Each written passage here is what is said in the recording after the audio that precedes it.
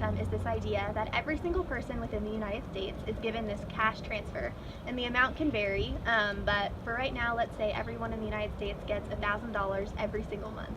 And you're able to use this for whatever you'd like, whether it be rent, food, gas. It's just a simple cash transfer. And one of the examples we have is through Alaska. They have a huge supply of oil, and they spread the wealth of that oil by contributing and giving a piece of it to their citizens in Alaska.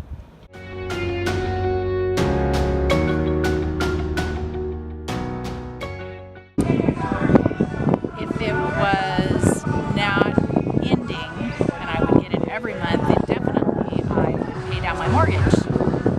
So my house would be paid off and I wouldn't have to work so hard. I would start paying off my student debt, honestly, and everything else I would just try to save as best I can. Because I know when I first get money, I'm just like, ooh, new money to spend, but I honestly need to start saving and look into the future. I'd probably go to rent. To rent? Mm-hmm. If I got $1,000 a month, I think that would just go towards basic living expenses. Perhaps if there's money left over, put it towards investments in my future, maybe deposit towards a house or something along those lines. But I don't think just by receiving that money, I'd be encouraged just to spend it willy-nilly whenever I wanted it. I'm sure some people would, but I think I would use it in a smart way, considering I'm contributing to the system that's giving me the monies. I feel like it would have to go towards necessities, but then it's the question of how would the economy accommodate like the $1,000 check. So I guess necessities, rent. If we're speaking in terms of now, $1,000 wouldn't even cover full rent. So I would have to use it on things that I could afford, I guess. I don't know. Yeah. If I got a UBI check every month, I would spend it on food and my schooling. If I got $1,000 a month, I would use that on the daily necessities of life, like groceries. Like groceries? Yeah. So like food, like buying food? I would help the people that are on the streets because it hurts my heart to see them, and I don't know what we're going to do about it if we don't all step up to help. And I work for a food ministry during the week, and just like she was saying, this is the way we help. We give them food. So that's what the money would be for, to help the homeless and those in need. You know, not everyone is homeless, but they're still in need of food and stuff like this, just to get them through the month. I would probably use it in savings or to contribute to paying off my track payment.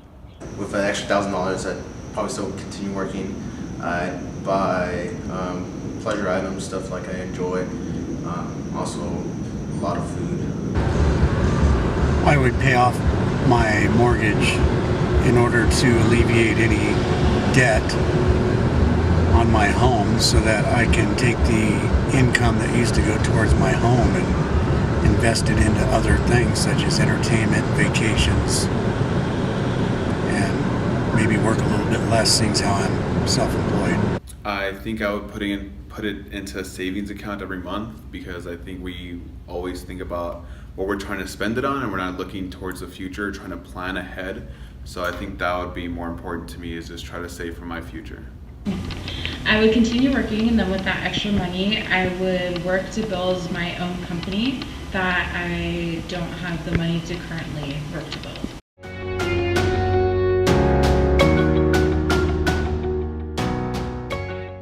I'm not one to have been given money. I worked for everything since I was 16, and I don't expect to be given anything, so it seems weird to me, and I'm skeptical. Why?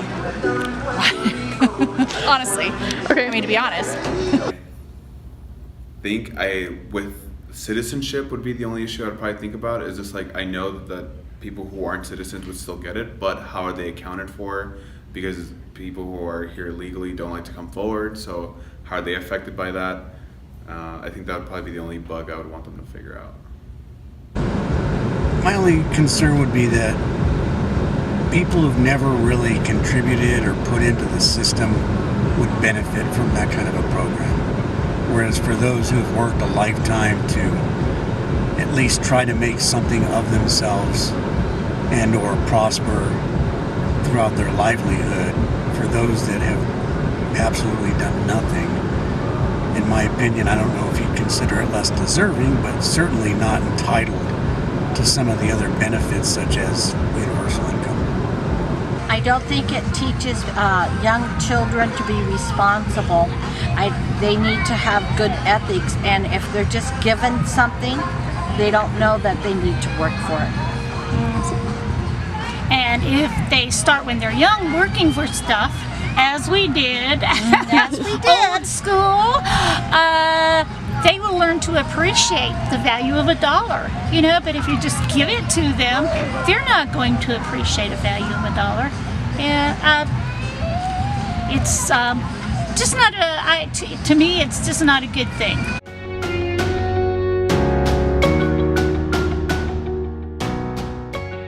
If my country chose to impose universal basic income, I think I would vote against it initially, because I'd have to know the details of what it meant in terms of when you would qualify for it in terms of age.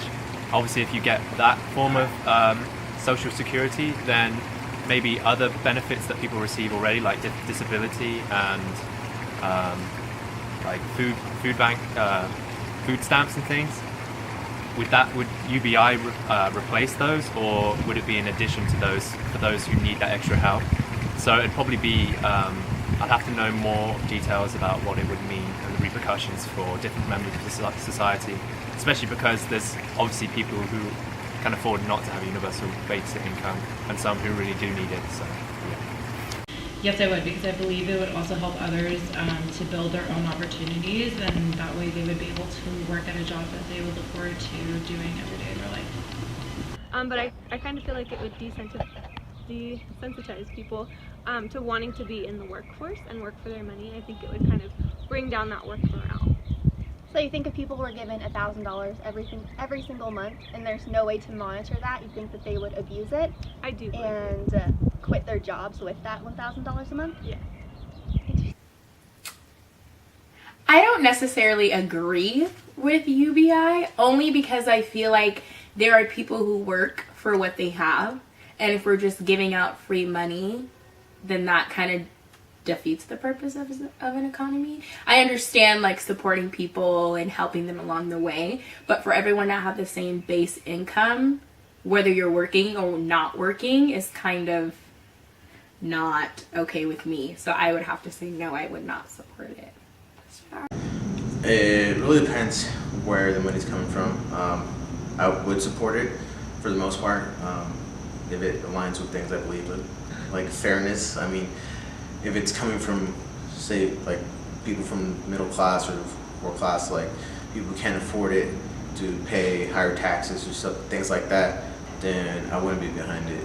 But if it is people who are well off, more than 90% of people, then I would definitely support it. Okay. Yes, I would support an American policy for you. When you turn 18, would you support something like that? Yes, I'd support it because if people didn't have jobs, there would be no money and they'd be on the streets.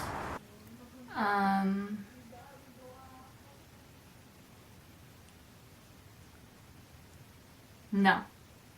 Because welfare is good in the sense it goes to people who need it. Whereas, like we're bringing up Trump and other people who are wealthier, they don't need this extra $1,000 every month. So that is being useless, and where they're probably putting it towards luxurious items and things that they don't need.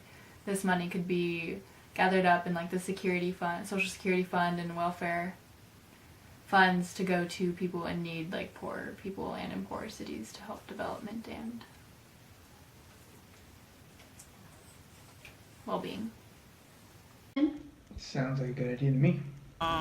Yeah, I think that would be, I mean, well, generally you would say, okay, yeah, that's probably great, because I mean everybody deserves something, but like I think it shouldn't have to come to this. Oh, we're gonna give everybody $1,000 every week. The government or whatever should already equally and fairly distribute things amongst us. So yes and no.